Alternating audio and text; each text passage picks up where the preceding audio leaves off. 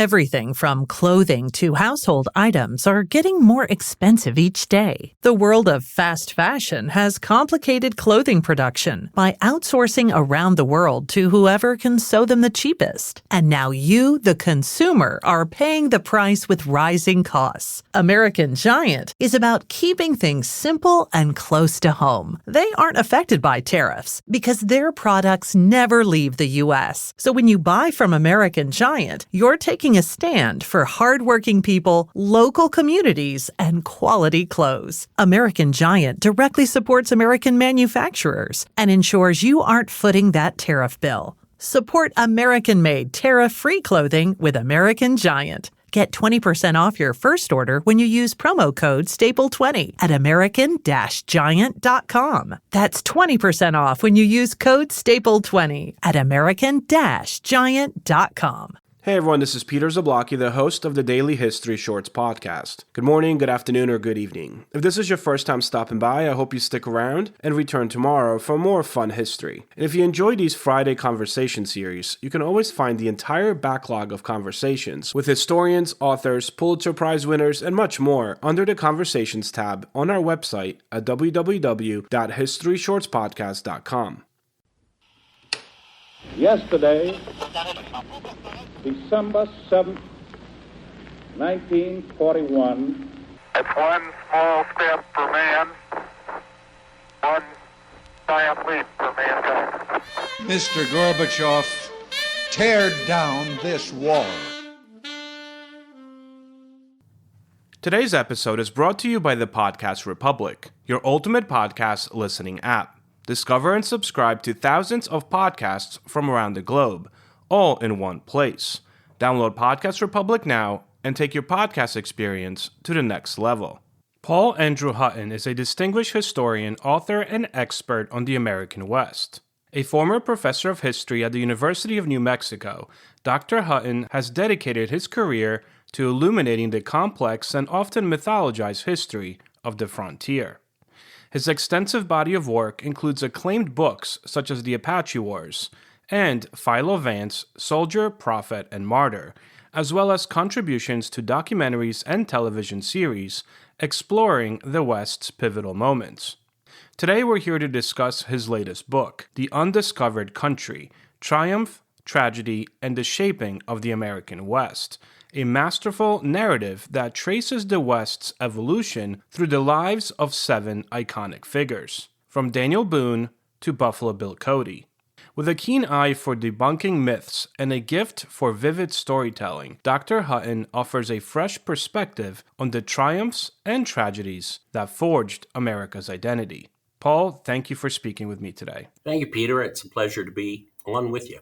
So what initially sparked your interest in the West? Did you grow up watching Gunsmoke and, Rawhide or any of these things? Or was there a pivotal moment where you're like, this is what I really want to spend years of my life researching? Well, you're exactly right. Of course, I grew up in the 50s. Westerns made up literally 70% of all the shows on television, 30% of all the movies that were made. So it was hard not to be pulled into that world. But it was a specific show. It was Walt Disney's Davy Crockett, that 3-part miniseries that ran on ABC, and then they turned it into a movie. And I got hooked on Davy Crockett. I was growing up in San Angelo, Texas at the time. And in school there, of course, I thought the Alamo was the most important battle in all of American history. And so that was it. And from Crockett, I started, I read about Andrew Jackson, and I read about, just got hooked on history, and was hooked all through childhood. And when I went to school, I thought I would be a lawyer, but I just loved history so much. I decided to continue on and get a doctorate. And then I taught for 48 years before I came here to Cody, Wyoming to be the curator of the Buffalo Bill Museum. a lot of people that go in for history probably spend the first few years of college telling their parents, no, this is temporary. I'm going to go to law school because, parents are going to be like, what are you going to do with history? Oh, no, this is just a stepping stone. Well, my folks were suspicious of my career choices, of course. Now, I paid my own way through college, so they weren't worried about the money. But nevertheless, there's a funny story connected to that. The first two articles I published, which were in 1976, one was in the Western Historical Quarterly, the most prestigious academic journal in my field. And the other was in TV Guide, then the most widely circulated magazine in the world. Now, my parents subscribed to TV Guide, the only magazine they ever subscribed to, and but I, proudly presented them with copies of each magazine, and came home 6 months later, and the copy of the Western Historical Quarterly I had given them was under the bird cage, so that when the bird sprayed its water about, it wouldn't get on the furniture. And the TV Guide was promptly, proudly displayed right there on the coffee table. So there you go. But that kind of set my career in motion, because I've of course, I'm an academic historian. I was an academic historian, but I always wanted to write for a popular audience. And I felt that as a teacher at a public university, I taught at Utah State University, and then for 40 years at the University of New Mexico, I felt it was a duty, it was an obligation to reach out to a broader public. So I've always tried to write for the broadest possible audience. And certainly this book, The Undiscovered Country, my new book, is absolutely meant for the lay reader, although I hope the academics will be impressed as well. It's a great story, and I love how it's being pushed along through points of view of these characters. And you always kind of wind up finishing in a way you're like, oh, I want to know more. Okay, now next character. Maybe I'll go back. No, we're not going to go back to that guy. Oh, it's almost like you're watching these parts of the West unfold through these characters. It was really well done. In fact, when I wrote it, Peter, I was thinking to myself, oh my goodness, it's like I'm writing How the West Was Won, the old movie from the 1962. I love that movie. I love that movie too. Big, giant, episodic history of the West. And I use these 7 lives, Boone, Crockett, Carson, Cody, Red Eagle, the leader of the Creek Indians, Mangus Colorados of the Apaches, and Sitting Bull, of course, the great Lakota leader, to kind of weave the story together. Often the lives do intersect. Sometimes they don't. But it really worked out well as an organizing principle to kind of pull the threads thematically of the story of the West together and make it work, I think, as a whole. And I'll confess, I've read a lot of history in my life, and I have reread my book, and I think it's pretty good. No, it's awesome. And when I picked it up at first, I'm like, all right, I have about like a week and a half, 2 weeks to read this. And when you get the book, it's a big book, but it doesn't read like a big book, if that makes sense. Oh, okay, I'm almost done. And I think too, the stories kind of stand alone in a way. I mean, they're all tied together and it's part of a grander narrative. But I think for the reader, even though 600 pages, so that's kind of daunting. But nevertheless, you can stop and rest, and before you go on to the next story. While connected, the stories also, are complete in terms of the biographies of these 7 protagonists through whose lives, we see the whole story of the West, which, from my point of view, is the story of America, the first epoch of American history, up to 1900, from the French and Indian War, where it begins. There's so much to unpack here. First question, I guess I have, first official question is, what made you choose these 7 figures? And was there anybody that was on the cusp and just didn't make the cut? That was indeed kind of a painful decision I had to make. I've always been thinking about this. And several years ago, 25 now, almost 30, I did 2 specials for the History Channel. I've written about a dozen television shows over the years. And it was Boone, Crockett, Carson, Cody, the Hunter Heroes. And pretty successful, really holds up well, those shows. And that was kind of where I started thinking, well, this needs to be a book. And I always had wanted to write this book. And so when I got the opportunity to, I seized it. And so it was always going to be Boone, Crockett, Carson, Cody. And then for the modern audience, to tell the complete story, you really wanted to have Native protagonists as well. And so Red Eagle, the leader of the Creek Indians, and this allows me to tell the story of the Creeks, the story of their struggle in the War of 1812 and their removal. And Mangus Coloradus of the Apaches, who I'd written about previously, of course, in my book, The Apache Wars. And then Sitting Bull, of course, the leader of the last great resistance. Geronimo was the last to surrender, but Sitting Bull was the last great Indian coalition leader. Through their lives, I think we get a story of the struggle for the West. And as you well know, this is contested historical territory. And so I wanted to tell the story from competing points of view, so the audience can make up their own mind. I think all the figures in the book are heroic. And so it's very much a positive, I think, uplifting story, but it's also full of tragedy. And it's kind of the way in all of our lives. So we have ups, we have downs. We do things we're proud of. We do things we're not so proud of. Well, that's the story of the nation as well. And that's I hope doesn't surprise people. But I think I've reached a nice balance. It's one I struggle to reach in telling the story of the American West. It's perfect segue, because if you could maybe elaborate on the book's argument that the story of the West is a tale of contradictions, right? Contradictions, irony, but also triumph and tragedy. I mean, it's right in your title. Can you maybe elaborate on that concept? Yeah, well, that's part of the struggle of writing this book. I think it'll be clear to readers from the book, I love America, I love this country, I think it's a great triumphalist story, but it's also, seasoned with unrelenting tragedy. Not just tragedy for Native peoples, not just tragedy for the environment, which, I talk at length about what happens, with the fur trade, what happens with the buffalo, but also tragedy for the characters involved, for Boone, for Crockett, for Carson, not so much for Cody. He kind of gets out okay, but for the others, they kind of outlive their usefulness, or their quest for glory in the West leads to great tragedy for them personally. And so I wanted to present that irony, because you're absolutely correct. It's a story of great contradictions. How can something so wonderful, so fabulous, it creates a great nation that I believe is an example for the whole world. How can that story be tinged with such horror, with such injustice, and with such environmental spoliation? And that's the story I'm trying to tell. And I hope I've done so. You also bring up a decent amount this idea of Frederick Jackson Turner. When I think of teaching about the West and learning even from when I was in college about the West, Frederick Jackson Turner is the name you always hear, right? And do you think he hit the nail on the head with his argument that it was the West and not the East that was the crucible of American identity? Absolutely. And, this puts me out of step with the academic community that they turned on Turner, although there's been a renaissance for Turner in the last few years. And the people that turned on Turner have now been turned on by the academics. It's the flavor of the week in the academy.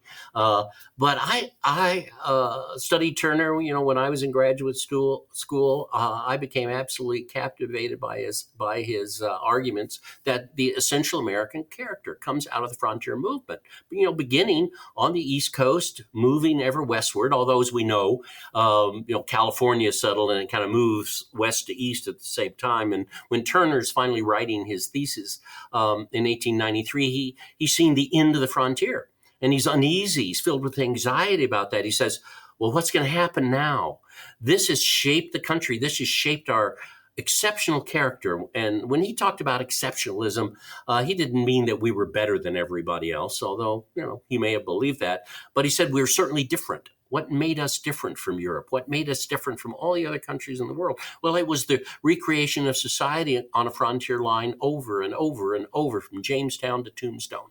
And I believe in that. I believe that. And that doesn't mean that the slavery, the Civil War, urbanization, immigration didn't also shape our character. Obviously they did, but the overarching thing, the one thing that went on for 150 years, 250 really, is the story of the frontier movement. And it ends, 1900. Of course, you could argue it goes on much later in places in the West, like Cody, where I live.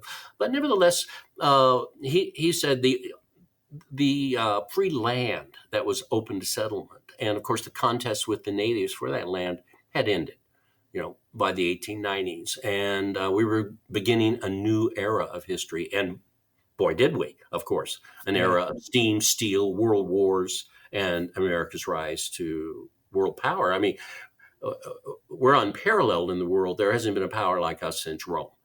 And, that all comes from the frontier. It's interesting, the point you bring up, and same thing with Turner, this idea that what's as American pie? I mean, Americans have been expanding westward from the very beginning. I mean, the sheer fact of American Revolution, we stole ourselves away from Britain, and moved past the proclamation line of 1763. We're one of the first acts as Americans is to move west, expand, and to take that land and to cultivate it. And that was ingrained in us. You almost kind of feel for what Turner was talking about, this idea, well, what happens now? Right. And one of the things I emphasize in the book, in fact, is the link between this quest for Western land, represented by Daniel Boone, but also by George Washington, and the origins of the Revolution. And you can kind of see with someone like Washington, Richard Henderson, who was a vigorous land speculator, and Daniel Boone, kind of Boone on the low end of the scale and they're on the high end of the scale. But certainly that tells a story of this quest for the West and opening up these lands, money, but not for someone like Boone. There's no money in it for Boone, but there's a future for his family, for his children and his grandchildren. And he sees himself, he actually comes to see himself as an instrument. He felt ordained by God to settle the wilderness. And we see that with Washington as well. He sees the West as the future of America. So does Thomas Jefferson, who spoke of the empire for liberty that the West represented. He actually believed, and this is so incredible, that's why he's up on Mount Rushmore, that he had this vision that he actually used the number 300 million people would one day settle this continent, and we would go from sea to sea. And he's seen that, when he's sending Lewis and Clark West in 1803. That's incredible to have that kind of vision. But that's what the West meant to these founding fathers of the nation. And I argue that Boone is the frontier founding father. He's the spearhead of their ideas, pushing into the wilderness, at great cost. I mean, he loses two sons, a brother-in-law and a brother in this struggle. Yeah, I always, whenever I teach about the West, I try to equate it to try to have people, my students, younger people, understand moving out west and what land meant. And I always equate land to freedom. And land gave you the ability to have social status. Land gave you the ability to make money, to make a living. Land was something you passed on to your children, just like your parents want to make sure that you are educated. There was this quest for land, and there was always the land there, in a sense, if you were willing to take that risk, right, to better yourself or your family. And it was a huge risk. Yes. Those people who went west were incredibly bold. I mean, no telephones, no railroads. When you make that decision to go west, you're really cutting yourself off from society, cutting yourself off from the past. And one of the, I think, glories of the American West, even today, is the ability to reinvent yourself. And we see these characters reinventing themselves. And of course, land means freedom from the demands of others.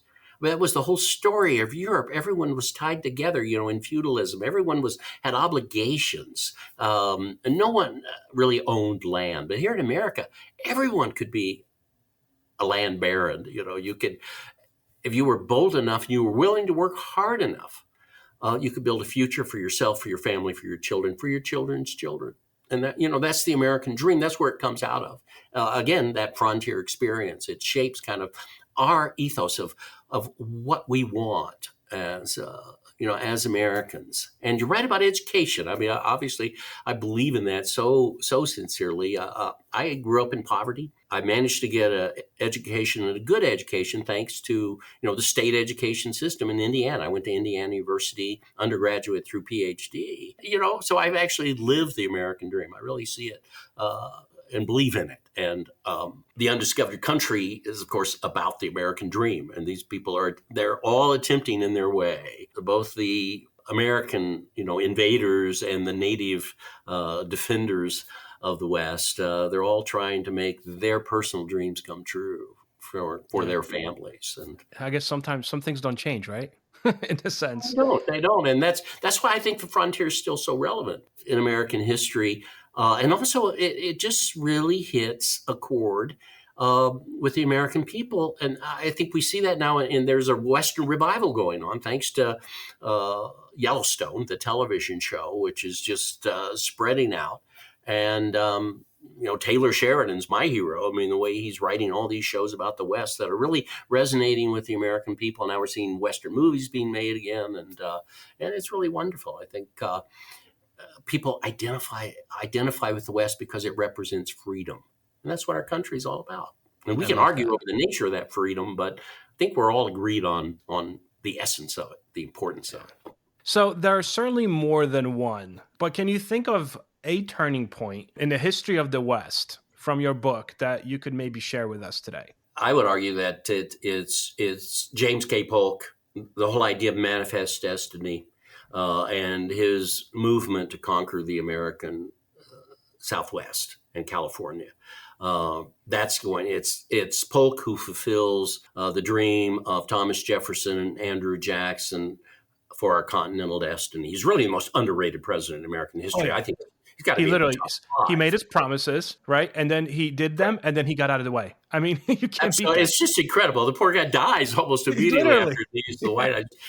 Unbelievably successful. And of course, everyone, this is terrible. I used to tell my students, well, if you want to wallow in guilt over this, go right ahead, But here's a man who made it possible for you to be sitting here at the University of New Mexico in the United States of America, enjoying this education, And so he was key. But then, of course, almost immediately, and this is, I think, the big turning point for the West, was the discovery of gold in California, which then leads to this, massive infusion of people into California. Of course, sets up a crisis over California statehood and brings the question of slavery, long bubbling under the surface, to the forefront. Ralph Waldo Emerson said that the Mexican War, which he opposed, would poison the country. And in a way, he was right, because then the argument over whether these Western lands would be slave or free became the flashpoint to lead directly to the Civil War. Well, yeah, it negates the Missouri Compromise, right? And then at that point, you don't want to split California with a line, because that was proposed too. Let's just continue the line. You can make that argument. Gold's discovered, and that's the beginning of the Civil War. Absolutely, right? Because it leads to the crisis of California statehood. I would argue that what they should have done is through the Gadsden Purchase, we had the opportunity to get Baja California. And in fact, we could have taken Baja California in 1848 in Guadalupe Hidalgo, and should have. And then you could have split California.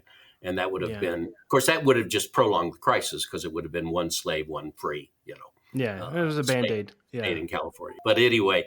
So William Buffalo Bill Cody, right? Wild West show, it kind of plays a significant role towards the end of your book, because I feel like it also influences modern perceptions, at least as modern as the 20th century, of what the West was like. Do you think he hindered the study or the history of the West, or do you think he actually helped popularize it? What's your opinion on him?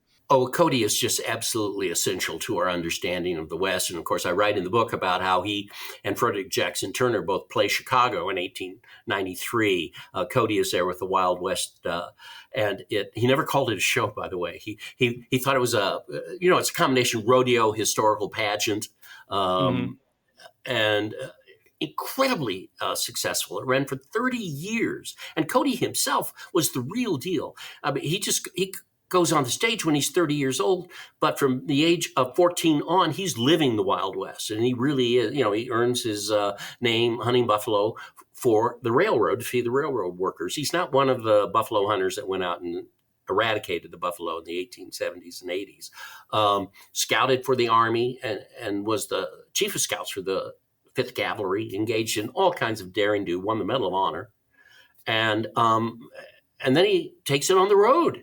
With these awful stage shows he did for 10 years. And then he comes up with this wonderful idea for this grand exhibition, what he called the Congress of Rough Riders of the World, ran for 30 years, not only in the United States, but in Europe. And so this created a worldwide perception of the story of the West, because that's what the show was. It was a tale of progress. It was the story of the West. Cowboys and Indians. Of course, he used, at one time he had 200 Lakota performers in the show, treated them really well, paid them well. I mean, would you rather stay at Pine Ridge or would you like to go to Paris, kid? This is a pretty easy choice. And no, it I mean, was, he had like known people in this show. and the opening Sitting Bull, Yeah. as Sitting Bull of the show, is hugely successful. Well, this shapes the perception of the American West. And then later, when they start making movies, and it's movies, of course, that help put him out of business, because you can go see what he's doing, on the screen for a nickel. But they take all of the ideas from the show, the attack on the Deadwood stage, Custer's Last Stand, the attack on the settler's cabin, sharpshooting, cowboys and wild riding Indians. They take all those and they make them into the early Western movies. And so they continue his story up through the 20th century and into our own time. So Buffalo Bill really invents the Wild West, the whole idea of the Wild West, makes it into the American story, so that when people both in Europe and America think of what the United States is all about, well, they get that story from the idea of cowboys and Indians. Yeah, the whole idea of cowboys and Indians. It's all. In fact, the cowboy was a pejorative term. It was the cowboy element. It means kind of a unsavory, rough element, Cody makes Buck Taylor into the king of the cowboys, and it's the cowboy with help from Owen Wister with the Virginian, Theodore Roosevelt, our cowboy president, Charlie Russell, Frederick Remington, the painters. All of this comes together, along with Frederick Jackson Turner, to give it kind of a sheen of academic respectability, to give Americans the story of who they are, and to tell people around the world who we are. And it doesn't matter where you come from, because this is a period, 35 million people are flooding into the country from around the world.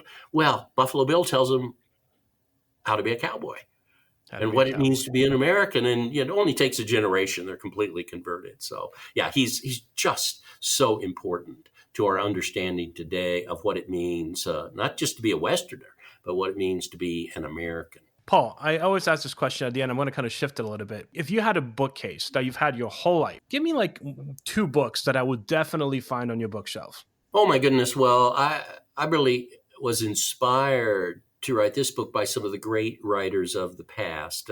Robert Utley was my mentor in this business.